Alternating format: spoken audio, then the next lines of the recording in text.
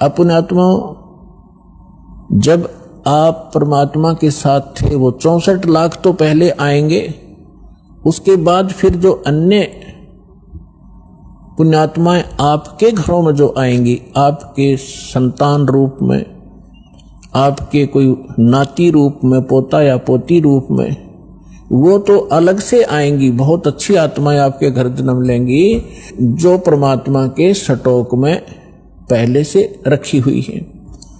उस परमात्मा कबीर जी का इस काल के प्रत्येक लोक में 21 ब्रह्मांड में एक गुप्त स्थान है जहां पर उन पुण्यात्माओं को परमात्मा ने रखा हुआ है जिनको पिछले कलयुग में सार नाम प्राप्त हो गया था, वो पार हुए नहीं और फिर वो काल के हत्थे चढ़ गए थे। क्योंकि इस ज्ञान से आपकी आत्मा में ऐसा दृढ़ निश्चय अवश्य हो जाएगा कि ये सुख जो है, चाहे राष्ट्रपति बन जा, चाहे प्रधानमंत्री बन जावा, और भले ही हम कोई देव पद प्राप्त कर लें, आपकी आत्मा धिक्कारेगी उसको। तो कबीर साहब के साथ ना जाने करके कुछ अच्छी आत्माएं जिनको सार नाम प्राप्त हुआ था किसी कलयुग में, तो वो पार ना हुई, दूसरे संस्कारवश किसी लोक में चले गए। तो उसके लिए परमात्मा कहते हैं शिव मंडल ब्रह्मापुरी, शिव मंडल ब्रह्मापुरी चाहे विष्णु लोक में हो, हमरे गुण भूले नहीं तो आंड छुटाऊं। तो जैसे कोई भक्त इस ज्ञान से परिचित और किसी कारण से नाम खंडित हो जाने से उसकी मृत्यु हो जाती है, तो वो कहाँ जाता है? आपको प्रथम मंत्र में श्री ब्रह्मा जी, श्री विष्णु जी, श्री शिव जी, श्री गणेश जी और श्री दुर्गा जी आदि इन देवों के वो मूल मंत्र दिए जाते हैं जिनसे आपको बहुत लाभ मिलना है। तो उस कारण से आप पार ना हो गए तो इनके लोकों में जाओगे वो सुख भोगने के लिए जो आपको इस प्रथम मंत्र के बेनिफिट प्राप्त हुआ है। ये लाभ आप वहां अक्षीण करने चले जाओगे।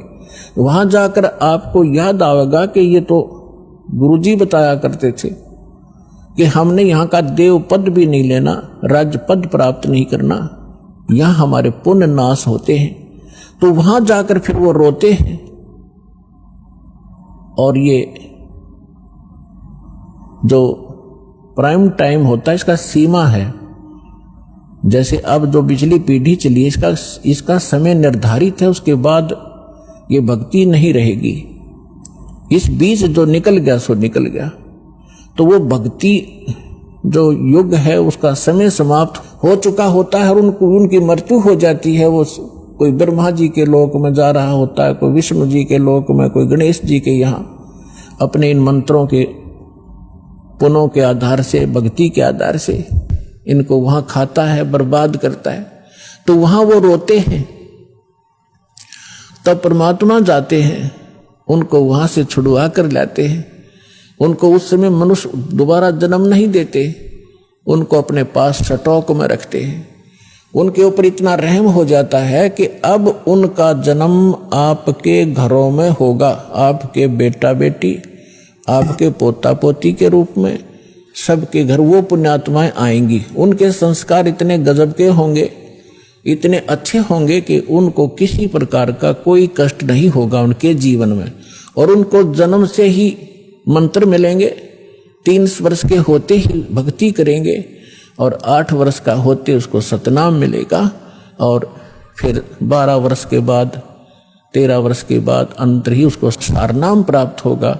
अब के वो मोक्ष प्राप्त कर जाएंगे। आप भी करोगे क्योंकि ये भक्ति युग प्रारंभ हुआ है। और या तो इसी जन्म में पार हो जाओगे, देखो कोशिश करना कि इसी जन्म में पार हो, फिर तो फिर ही होता है। नेक्स्ट लाइफ का, नेक्स्ट जीवन की सपने में भी इच्छा मत रखना। फिर भी किसी कारण से पैर फिसल जाता है तो वो फिर तुरंत ही मनुष्य जीवन प्राप्त करके तुरंत ही भक्ति पर लग जाता है। अपने आत्मा देखो, आप भक्ति और इस अध्यात्म मार्ग